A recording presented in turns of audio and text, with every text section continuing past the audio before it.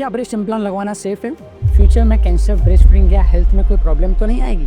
ये question genuine है और इनका आंसर बहुत ही क्लियर है। सर्जरी के दौरान हम इम्प्लांट को आइदर सबग्लैंडुलर प्लान में यानी ब्रेस्ट टिश्यू के नीचे या सबमस्कुलर प्लेन यानी कि पेट्रोलाइज मसल के नीचे प्लेस करते हैं। तो मॉडर्न इम्प्लांट्स 10 से 15 साल तक या कभी कभी उससे भी ज़्यादा सेफली बॉडी में रहते हैं। ये साइंटिफिकली रॉन्ग है और बिल्कुल ही गलत मीथ है या नॉन स्टेराइल थिएटर, तब रिस्क बढ़ जाते हैं अगर इम्प्लांट रप्चर हो भी जाए।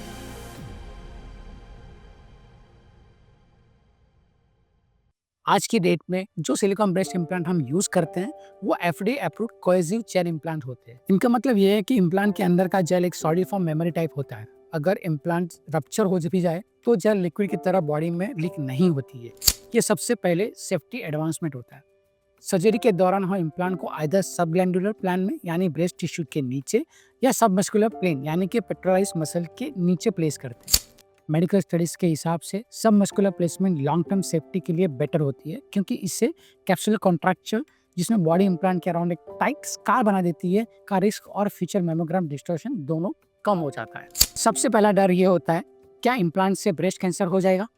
एक्सटेंसिव रिसर्च और इंटरनेशनल लिटरेचर क्लियरली बताता है कि breast implant breast cancer cause नहीं करता है।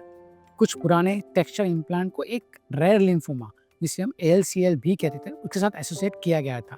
इसलिए आज हम मेनली स्मूथ और नैनो टेक्सचर इम्प्लांट यूज करते हैं, जिनका सेफ्टी रिकॉर्ड सिग्निफिकेंटली बेटर है। दूसरा डर ये होता है कि क्या आप ब्रेस्ट फीडिंग कर पाओगे? इम्प्लांट प्लेसमेंट हम डक्ट्स के ऊपर नहीं की जाती, इसलिए मोस्टली वुमन बाद में कंफर्टेबली ब्रेस्ट फीड कर सकती है। सेंसेशन लॉस या ब्रेस्ट फीडिंग इश्यूज सिर्फ रेयर केसेस में होते हैं और वो भी पेशेंट एनाटॉमी और एक्सटेंट ऑफ सर्जरी पे डिपेंड करता है। एनेस्थीसिया, ब्लीडिंग, इन्फेक्शन, ये वो जनरल सर्जिकल रिस्क है जो किसी भी इलेक्टिव सर्जरी में रहते हैं। इसीलिए इम्प्लांट सर्जरी कभी भी स्पा, सैलून या स्मॉल क्लिनिक सेटअप में नहीं, एक एक्रेडिटेड OT, क्वालिफाइड एनेस्थेटिस्ट और एक्सपीरियंस प्रैक्टिशनर के अंदर ही होनी चाहिए। लॉन्जेविटी की बात करें तो मॉडर्न इम्प्लांट्स 10 से 15 साल तक या कभी कभी उससे भी ज़्यादा सेफली बॉडी में रहते हैं।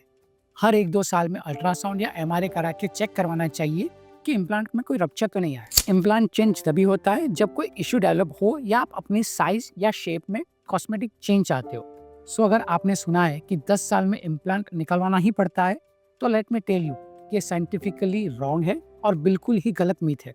अगर किसी चीज़ का ध्यान रखना है तो कैप्सुलर कॉन्ट्रैक्चर का, या ये ब्रेस्ट इम्प्लांट सर्जरी के सबसे कॉमन इम्प्लांट रिलेटेड कॉम्प्लिकेशन होता है। ये कंडीशन तब होती है जब बॉडी इम्प्लांट के अराउंड बनने वाली नेचुरल स्काल कैप्सूल ज़्यादा टाइटन हो जाए, जिससे ब्रेस्ट हार्ड या पेनफुल फील हो सकता है। अच्छी sterile surgical technique, antibiotic irrigation और स्मूथ सरफेस इम्प्लांट यूज करके इसकी इंसिडेंस को काफ़ी रिड्यूस किया जा सकता है। ब्रेस्ट इम्प्लांट सर्जरी से प्रोसीजर है, बस ये इंश्योर करना है कि right patient, right implant, right surgeon, right setup हो। जब इन चीज़ों में कॉम्प्रोमाइज़ होता है, जैसे chip implant brands, under qualified surgeons या नॉन स्टेराइल थिएटर, तब रिस्क बढ़ जाते हैं। अगर इस वीडियो ने आपके ब्रेस्ट इम्प्लांट सेफ्टी के डाउट्स क्लियर कर दिए हैं तो प्लीज़ वीडियो को लाइक करें और चैनल को सब्सक्राइब करें। कोई स्पेसिफिक कंसर्न या मिथ जो आपको अभी भी कंफ्यूज कर रही है, नीचे कमेंट सेक्शन में जरूर लिखें।